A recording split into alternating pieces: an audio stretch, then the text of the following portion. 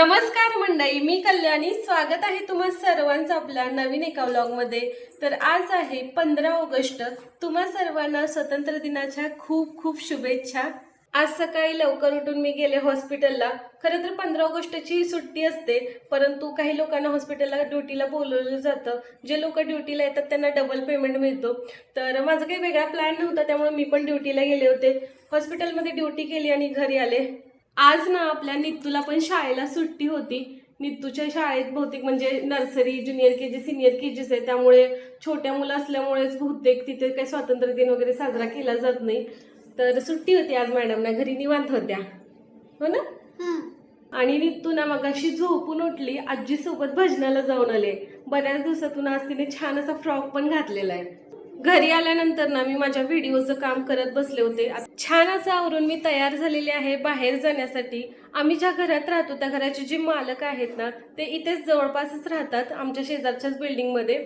आणि तिथे ना त्यांच्या घरी इथल्या पुण्यातला जे कात्रज किंवा धनकवडीमध्ये शंकर महाराजांचा मठ आहे, त्या मठातील शंकर महाराजांच्या पादुका आणि स्वामी समर्थांच्या पादुका त्यांच्या घरी येणार आहेत. आणि त्याचं दर्शन घेण्यासाठी त्यांनी आम्हाला बोलवलेलं आहे. आणि एक सांगायचं म्हणजे ना, ते या घरात राहत होते ना, तर इथे देखील दरवर्षी त्यांच्याकडे त्या पादुका स्वामी समर्थांच्या आणि शंकर महाराजांच्या येत होत्या. आणि बरीचशी लोक इथे यायची, त्यांच्याकडे महाप्रसाद वगैरे असायचा. असा दरवर्षी कार्यक्रम त्यांच्याकडे असतो काही वर्षापासून. तर आतापर्यंत आम्ही कधी बघितलेला नाही तो कार्यक्रम. यावर्षी त्यांनी आम्हाला बोलवले, आताच आमची आणि त्यांची ओळख पण झाली. तर आम्ही जाण्यासाठी तयार झालेलो आहे. बाहेर जाण्यासाठी आवरून तयार तर झाले होते, पण काय झालं की आमच्या आत्यांच्या मैत्रिणी पण घरी आल्या. अगोदर आम्ही जाणार होतो, म्हणजे मी आणि निखिल, पण आत्यांच्या मैत्रिणी आल्यामुळे आत्यांना आम्ही पाठवलं. समृद्धी घरात आहेत, त्यामुळं त्यांच्यासोबत कोणीतरी पाहिजे म्हणून आम्ही थांबलोय. आता आत्या आल्या की आम्ही परत जाणार आहेत. आणि ही बघा आपली नित्तू बाळाच्या पाळण्यात झोपायचं आहे म्हणून मागे लागलीये. लहान बाळांनी झोपायचं असते पिलू त्यात, अगदी लहान. तर जिजाच आहे बाबू. अजून बाहेर जायला वेळ आहे, तर घरातली छोटी मोठी कामं करून घेते. लसूण खोबरं करायचंय, रवा भाजायचंय, अशी वरवरची कामं आहेत तर ती करून घेते. आमच्या आत्या जाऊन आलेल्या आहेत दर्शन घेऊन. आता आम्ही जातोय. नित्तू पण निघाली आमच्या सोबत.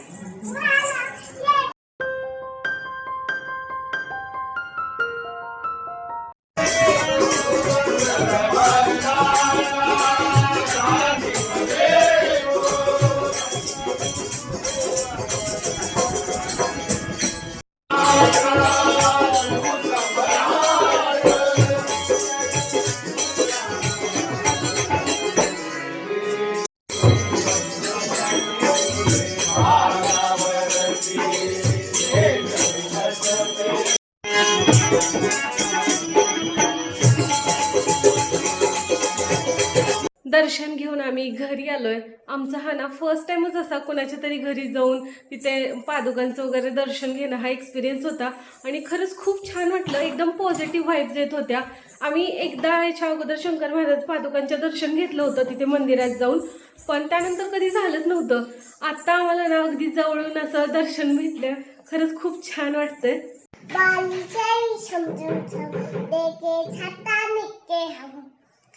नित्तू पण आमच्या सोबत आली होती दर्शनाला. नित्तूने पण दर्शन वगैरे घेतलं आणि ती सगळ्यांना आता घरी येऊन सांगते, म्हणजे सोसायटीतल्या लोकांना वगैरे सगळ्यांना सांगते की मी कुठे गेले होते वगैरे. आता सांग, इथल्या पण आपल्या फॅमिलीला सांग, युट्यूब फॅमिलीला. मी ना दलदलला गेली होती शर्मीच्या मुलकाला. मग मी पैसे घेते आणि बाप्पाकडे छान. होय, आणखी काय केलं? आणखी पटात खाल्ला, आणखी जेवण केलं, काय होतं प्रसादात? थांब मी तुम्हाला दाखवते. हे बघा, हे छोटे छोटे चिमणं आणि ना हे पेन आहे. आता अजून दाखवू. हे बघा,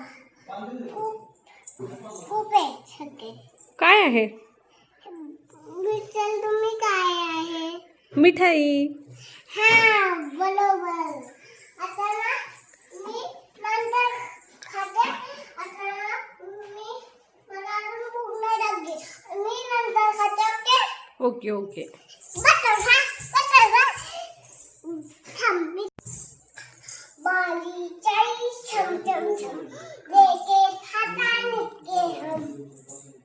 छान छान छान.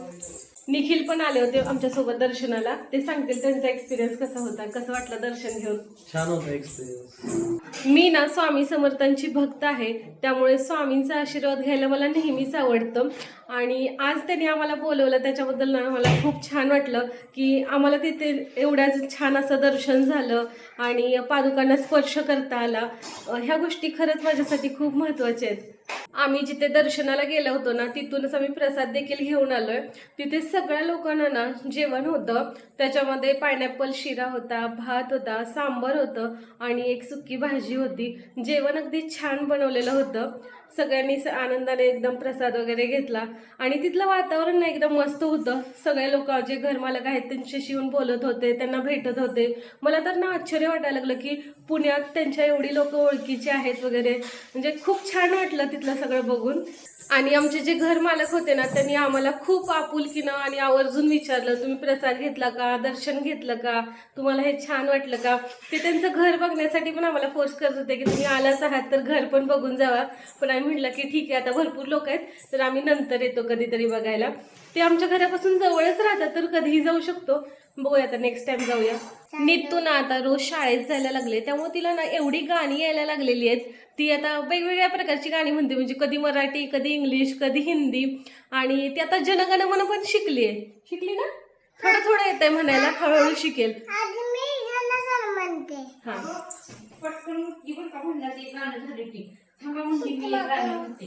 जनगणमनी गणितायच जय हे भारत भागई जाता पंडा वचिंडा उचला कमगा गाय उचला वांग विठ्ठल गाता अमना गंगा उत्तला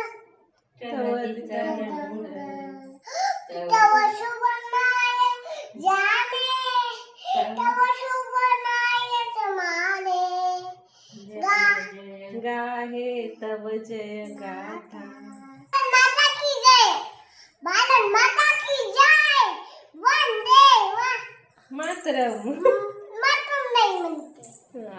खरं सांगू का, नितूच्याकडं तोंडातून हे जे आता राष्ट्रगीत आपण ऐकलं ना ते मी पहिल्यांदा ऐकते. ती घरी आता थोडं थोडं गुणगुणते पण एवढं तिला येतंय ना हे मला माहीतच नव्हतं. आता तिचे बोल बोबडे आहेत पण 3 किंवा 3.5 वर्षाच्या मुलीला एवढं येणं हेच माझ्यासाठी खूप मोठी गोष्ट आहे.